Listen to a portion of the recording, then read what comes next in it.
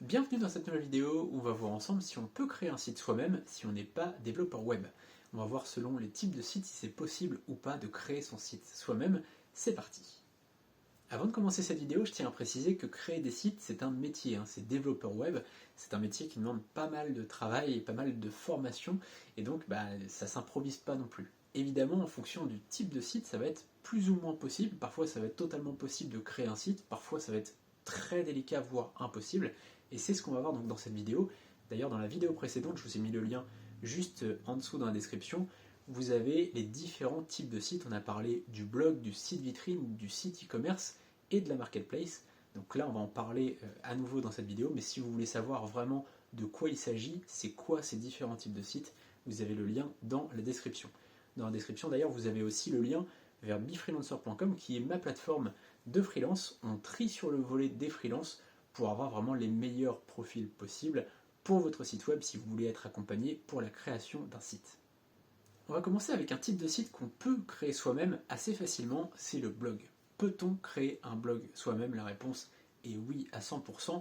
D'ailleurs, c'était mon cas en 2012 quand j'ai commencé le blogging. J'ai commencé en janvier 2012 et je connaissais absolument rien en création de site web. Et j'ai créé mon blog moi-même à l'époque avec un CMS. Un CMS, c'est un logiciel pour créer son site, tout simplement.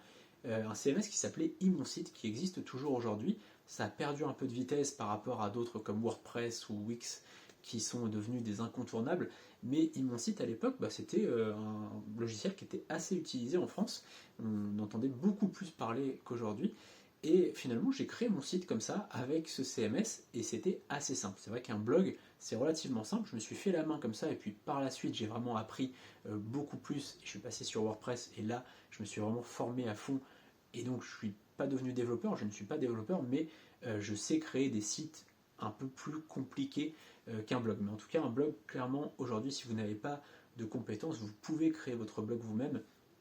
D'ailleurs, j'ai créé moi-même une formation. Il y a une formation, si vous voulez, dans la description, je vous la mettrai aussi. Mais il y a plein de tutos sur YouTube qui vous montreront comment créer un site soi-même avec WordPress notamment, puisque aujourd'hui, c'est le logiciel le plus utilisé dans le monde pour créer un site. Donc, un blog, c'est clairement assez facile à créer soi-même. Comme je vous le disais, j'ai commencé en janvier 2012, j'y connaissais absolument rien. 6 mois plus tard, je vivais de mon blog. Donc je peux vous assurer que voilà, en termes de technique, c'est pas là-dessus que j'ai passé beaucoup de temps. Je vais plus passer du temps finalement sur le côté référencement naturel, sur le côté marketing, mais finalement sur le côté création de site, c'était très simple. Finalement, un blog, qu'est-ce que c'est? C'est juste des articles, et sur la page d'accueil, en général, on va juste afficher les articles, 3 articles par exemple, comme ça, enfin 3 colonnes et plusieurs lignes, et finalement ça va être par ordre antéchronologique, c'est-à-dire que les plus récents vont être au-dessus et les plus anciens vont être en dessous. Donc c'est assez simple finalement, et aujourd'hui avec WordPress ou même avec Wix, si vous souhaitez utiliser un autre CMS que WordPress, eh bien vous pourrez créer un site de blog finalement très simplement. Ensuite, peut-on créer un site vitrine soi-même? Là, ça va être un petit peu plus compliqué, je l'avoue. Si vous êtes, je ne sais pas, artisan, plombier par exemple, ou peintre décorateur, ou je ne sais quoi comme métier, et vous voulez présenter votre activité, c'est un site vitrine dont vous avez besoin. Là, ça va être un peu plus compliqué. Alors, en l'occurrence, parfois, ça va être faisable parce que si vous voulez vraiment juste mettre une photo de vous, une petite présentation et faire quelque chose de très succinct, ça va être encore possible, mais vous allez peut-être vous prendre un petit peu la tête, j'avoue. Et par contre, si vous voulez faire quelque chose de joli, vraiment joli, là ça va prendre beaucoup de temps. Personnellement, je fais des sites depuis 2012, et la plupart du temps, quand j'ai besoin de créer un site vitrine vraiment pour présenter quelque chose, là je fais appel à ma compagne qui est créatrice de site, et là du coup elle me le crée, donc elle a son entreprise, j'ai mon entreprise, et donc je fais appel à elle puisque là le design ça demande vraiment des techniques particulières, ça demande parfois du code, donc là c'est un peu plus compliqué. Donc même s'il y a des CMS, encore une fois sur WordPress, vous pouvez créer un site vitrine sans être développeur. Il y a des gens qui ne sont pas développeurs et qui créent des sites sur WordPress, mais ça reste quand même un peu plus compliqué parce qu'il y a vraiment des logiciels, des plugins, ce qu'on appelle des plugins, c'est tout simplement des logiciels qui sont greffés en fait à WordPress. Par exemple, je prends WordPress parce que c'est le plus connu, et là c'est vrai que ça va demander des compétences. Par exemple, vous avez Elementor ou Divi, c'est des constructeurs de pages. Ça, pour les utiliser, il faut quand même déjà avoir une bonne expérience, donc c'est pas non plus donné à tout le monde. C'est pas trop compliqué, mais vous allez vous prendre la tête.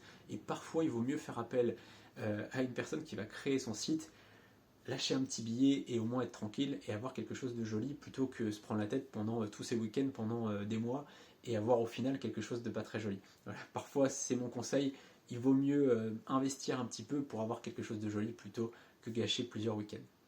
Ensuite, peut-on créer son site e-commerce soi-même? Et bien là, ça va vraiment dépendre du CMS que vous allez utiliser. Vous avez 3 solutions pour créer une boutique en ligne. Soit vous utilisez WordPress avec son plugin WooCommerce.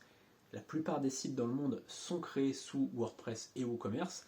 Là, ça va être quasiment gratuit, ça ne va pas vous coûter grand-chose, mais ça va être très compliqué. Il y a beaucoup de configurations à faire, ça va pas être très simple, mais ça existe, hein, c'est totalement possible de le faire soi-même. Par contre, je vous recommande d'être en contact avec un freelance qui est bon et qui est assez rapide parce que parfois vous allez vendre et puis d'un coup ça va plus marcher et donc vous allez avoir besoin d'être aidé assez régulièrement. Donc là pour le coup, pour l'option WordPress plus WooCommerce, je vous recommande d'avoir dans vos contacts, hein, n'hésitez pas à aller voir sur befreelancer.com, d'avoir un freelance sous la main qui peut un mardi matin intervenir sur votre site si vous avez besoin de régler un bug ou d'une fonctionnalité particulière ou quoi que ce soit. Ça c'est très bien quand même. Créer son site soi-même c'est possible, créer son site e-commerce soi-même c'est possible avec WooCommerce, mais il va falloir quand même avoir besoin d'avoir un contact sous la main qui va pouvoir intervenir assez régulièrement sur le site.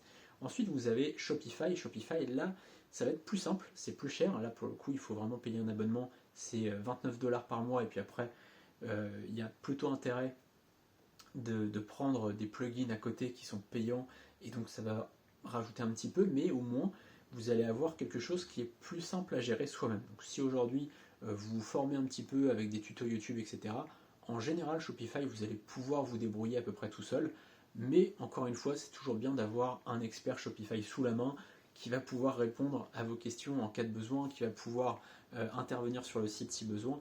C'est toujours bien, voilà, de se dire bon, vous contactez un freelance, vous dites voilà, est-ce que ce serait possible d'intervenir de temps en temps sur mon site, j'ai des besoins ponctuels. Voilà, c'est toujours bien d'avoir quelqu'un de confiance à qui vous allez pouvoir donner les clés et dès qu'il y a besoin, vous envoyez un petit mail, tiens, est-ce que je pourrais te passer commande pour telle ou telle prestation.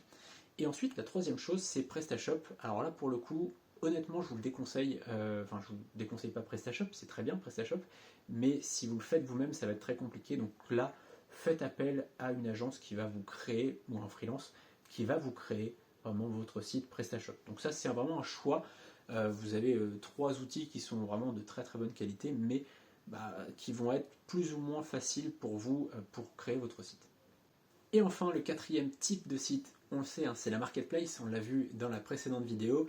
Est-ce qu'on peut créer une marketplace soi-même? Là, j'en doute fort, puisque en effet, avec un CMS comme WordPress, on peut créer une marketplace. Je l'ai fait moi-même il y a quelques années et j'ai regretté amèrement puisque en fait, alors ça a fonctionné, hein, j'ai quand même très honnêtement fait plusieurs centaines de milliers d'euros avec une marketplace sur WordPress, donc ça fonctionne, mais le nombre de bugs qu'il y avait, les week-ends que j'ai passés à retravailler des trucs, à corriger des bugs, etc., je vous le déconseille.